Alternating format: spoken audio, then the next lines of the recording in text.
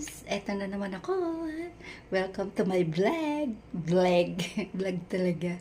Yan. So, gagawin ko ngayon ay gagawa ako ng avocado with banana and peach. So, ito yung ingredient natin guys. Gamitin ko guys, 2 avocado, saging, ayan, 2 din, kasi maliliit lang. Ayan, naka-inka na peach. Lalagyan ko siya ng Nestle cream at saka condensed. So, tara na. Let's do it. Siyempre, yung bowl na gagamitin natin guys. Ayan. Iyon. Hiwain ko muna yung avocado. Diba? Hiwain natin siya.